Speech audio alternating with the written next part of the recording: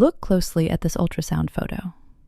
This is the baby Charli Scott would never get to hold, the son she was excited to meet, the grandson her mother cried tears of joy over.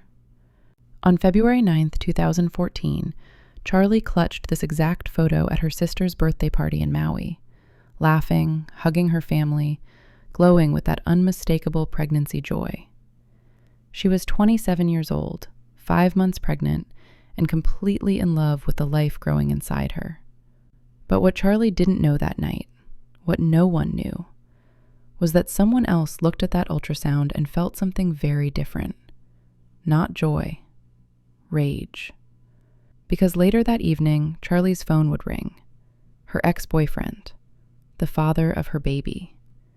His truck broke down on a dark, isolated stretch of jungle highway called Hana Highway. She grabbed a blanket, loaded her 3 dogs into the car, and drove into the night to help him. She never came home. Quick pause before we start. If you enjoy deep, real stories like this, subscribe, drop a like, and say hi in the comments. It honestly means more than you know, seeing familiar and new names show up every time. Your support is what keeps this channel growing, and it's how we keep giving these stories the attention they deserve. This is the story of Charli Scott, and it's about to get much darker. The next morning, February 10th, Charli's mother, Kimberlyn, woke up expecting to see her daughter. Instead, she found an empty room. Charli wasn't the type to disappear. If she said she'd be home, she came home. If she promised not to be late, she was never late. Her family knew something was wrong immediately. They tried calling her phone, straight to voicemail. They texted, no response. Her car was gone. But here's what sent chills down their spines. Her dogs weren't all with her. One of them, Nala, had been found wandering near Nahiku Marketplace, miles away from where Charli was last seen. And Nala's paws were completely clean. No mud, no dirt, no signs of walking through the dense, rain-soaked Maui jungle between Hana Highway and that marketplace. Someone had driven that dog there. And Charli never, ever left her dogs behind. When the family called police, they were told to wait. Charli was treated as a routine missing person. Standard procedure, paperwork, no urgency. But her family wasn't going to wait. They organized search parties. Volunteers showed up by the dozens. They combed through thick jungle brush, rain-slick hillsides, muddy trails off Hana Highway, calling Charli's name into the wind, hoping she'd somehow answer back. And then, days later, they found something. In the dense brush at Nuailua Bay, searchers discovered personal items. A black skirt, a blue polka-dotted tank top, a green blanket. The same blanket Charli had grabbed the night she left to help her ex. At first, it seemed like just clothing. Maybe she'd gotten lost. Maybe she'd stumbled and left them behind. But when crime scene investigators examined those items closer, they found something that turned this from a missing person case into a homicide investigation. The black skirt had holes in it. Not tears, not rips from branches, puncture wounds. Over 20 of them. All concentrated in one specific area, the abdomen. The exact place where Charli's unborn son was. Think about that for a second. Over 20 stabs, all in one spot. What kind of rage does that take? What kind of person targets an unborn child? Deputy Prosecutor Robert Rivera would later stand in front of a jury and say something that still echoes today. There was no reason for him to have stabbed her in the womb in excess of 20 times. He hated what the baby stood for. This wasn't an accident. This wasn't a fight that got out of hand. This was targeted, intentional, brutal. Someone had stabbed Charli Scott over 20 times, and they aimed for her stomach. But the clothing wasn't all investigators found at Nuailua Bay. When detectives returned to search more thoroughly, they discovered human remains scattered in the brush. 2 pieces of jawbone, 5 fingertips, clumps of hair, a fragment of flesh. Dental records confirmed what everyone already feared. The remains belonged to Charli Scott. And then came another discovery, one that proved this wasn't just murder, but an attempt to cover it up. Charli's 1997 Toyota 4Runner was found burned and stripped near Pe'ahi, the world-famous surf break known as Jaws, miles away from where her clothing and remains were recovered. The vehicle showed clear signs of arson. Fire had been set inside to destroy evidence. The scatter pattern was deliberate. Belongings spread across 20 to 30 miles, designed to mislead investigators and hide what had been done. But here's what made it even more haunting. Charli's unborn son's remains were never found. Not a single trace. The jungle kept that secret. So now the question wasn't what happened to Charli. It was who did this to her. Police quickly identified the last person known to have seen Charli alive. Stephen Capobianco, her ex-boyfriend, the father of her baby, and the man who made that phone call asking for help on Hana Highway. Capobianco told police his story. His truck had stalled that night.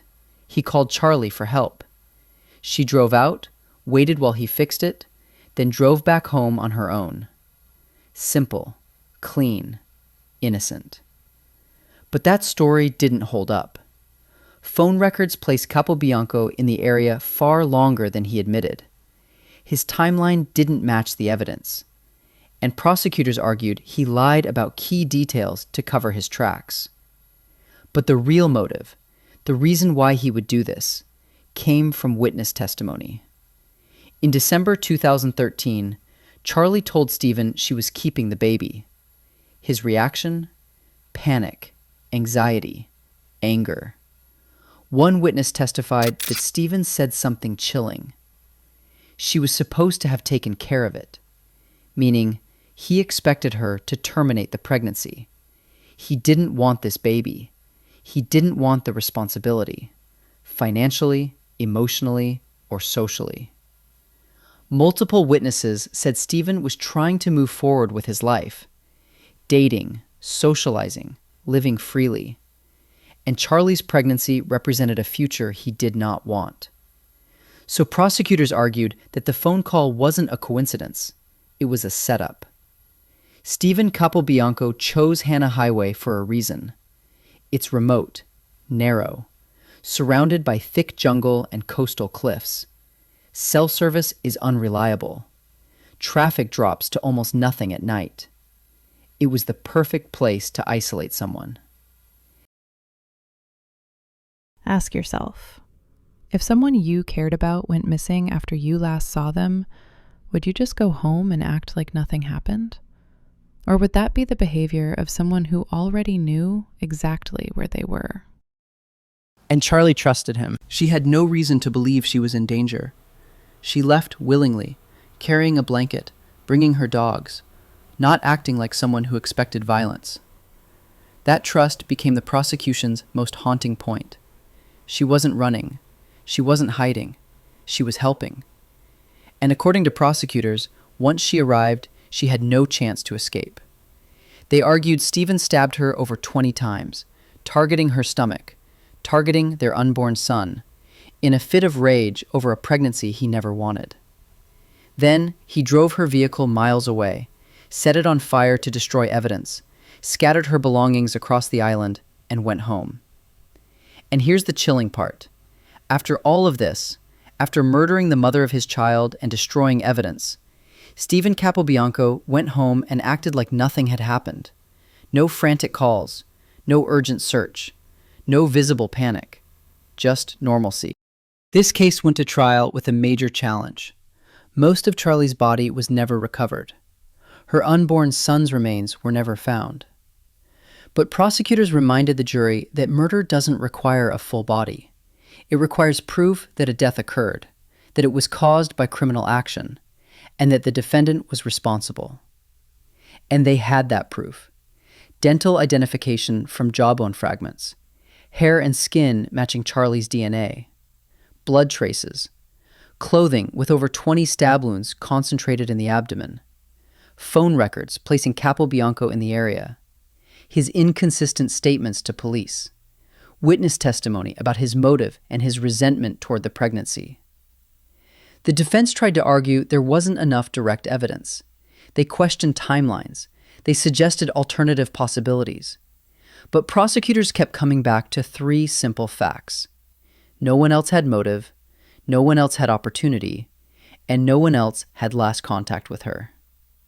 In December 2016, nearly 3 years after Charli disappeared, the jury made their decision. Guilty. Stephen Capobianco was convicted of second-degree murder and arson. The jury also found the crime especially heinous, atrocious, and cruel, language that qualified him for enhanced sentencing. In March 2017, he was sentenced to life in prison with the possibility of parole, plus an additional 10 years for arson. The judge recommended a minimum of 70 years before he could even be considered for parole. At sentencing, Charli's family gave victim impact statements. Her mother, Kimberlyn, spoke about the day Charli announced her pregnancy, how it was one of the happiest moments they'd ever shared. She talked about holding on to that ultrasound photo, the only image she would ever have of her grandson. She would never meet him, never hold him, never know what he would have looked like or who he would have become, because Stephen Capobianco took that future away. For Charli's family, the verdict brought validation, but it didn't bring relief, because justice in a courtroom doesn't bring someone back. And even after conviction, some truths remain missing. Only partial remains were ever recovered. Charli's unborn son was never found. Her family eventually held memorial services without full remains, something no family should ever have to do. The jungle kept its secrets. This case shook Maui because it touched fears that people don't like to talk about. A woman killed by someone she trusted. A pregnancy turned into a motive for murder. A family forced to search when help felt slow. A crime that happened in a place meant to feel safe. But more than that, it reminded people of something uncomfortable. Sometimes danger doesn't come from strangers. Sometimes it comes from people we once loved. Charli Scott did nothing wrong. She answered a phone call. She tried to help someone she trusted. And she never came home. Today, Charli's family continues to speak her name. They remember her laugh, her creativity, her kindness. Not just the way she died, but the way she lived. And they remember the baby she never got to hold.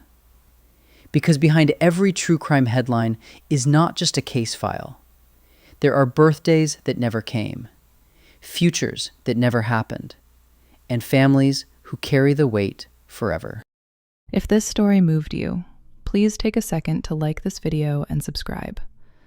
These stories deserve to be remembered, and your support helps make that possible.